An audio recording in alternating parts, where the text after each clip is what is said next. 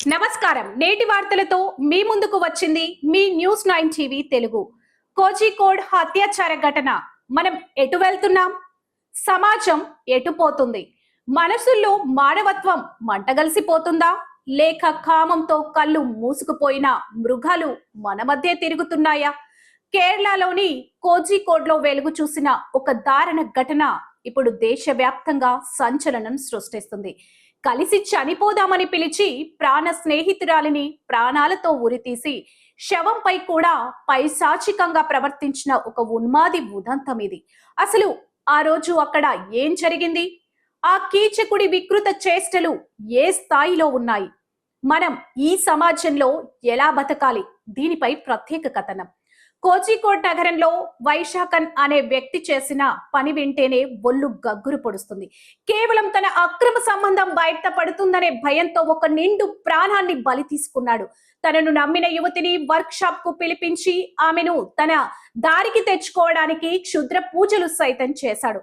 చివరికి ఆమె మాట వినడం లేదని తెలిసి కలిసి ఆత్మహత్య చేసుకుందామని అబద్ధం చెప్పి ఆమె మెడకు ఉరితాడు ముగించాడు. అక్కడ సీసీటీవీ కెమెరాల్లో రికార్డ్ అయిన దృశ్యాలు చూస్తే సామాన్యులైనరు తట్టుకోలేరు. ఆ యువతి ఊపిరాడక విలవిలలాడుతుంటే కనీసం జాలి లేకుండా పైశాచికంగా ఆమెపై దాడికి పాల్పడ్డాడు. అంతటితో ఆగకుండా ఆమె మరణించిన తర్వాత కూడా 3 సార్లు లైంగిక దాడికి పాల్పడడం ఆ నిందితుడి మానసిక వికృతత్వాన్ని చాటి చెబుతుంది. ఈ కేసులో మరో షాకింగ్ విషయం ఏంటంటే యువతి నగ్న చిత్రాలను సోషల్ మీడియాలో పెడతానని బెదిరించడం.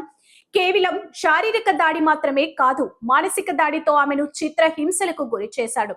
త్రిశూర్, అల్లప్పుడ ప్రాంతాలలో ఆమెను వశీకరించుకోవడానికి క్షుద్ర పూజలు చేయడం చూస్తుంటే టెక్నాలజీ పెరుగుతున్నా మనుషుల్లోని మూఢనమ్మకాలు ఏ స్థాయిలో ఉన్నాయో అర్థమవుతుంది. ఈ ఘటన మనకు నేర్పుతున్న పాఠం ఒక్కటే: నమ్మకం అనేది ప్రాణాంతకం కాకూడదు. ఫోటోలు లేదా వీడియోల పేరుతో ఎవరైనా బెదిరిస్తే భయపడి లొంగిపోవద్దు.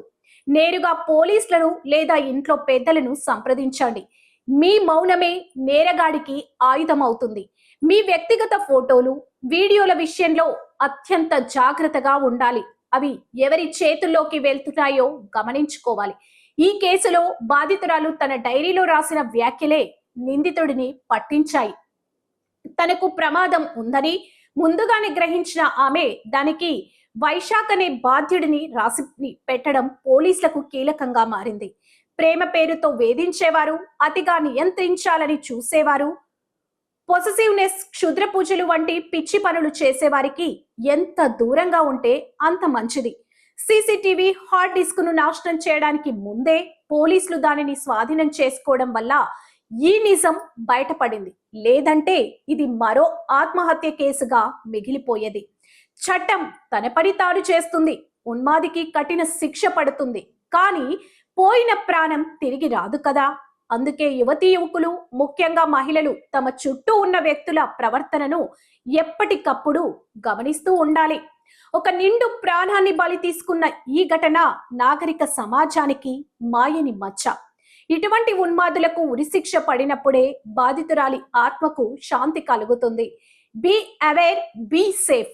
నిరంతరం అప్డేట్స్ కోసం చూస్తూనే ఉండండి మన news channel news 9 TV Telugu. Jai Hind.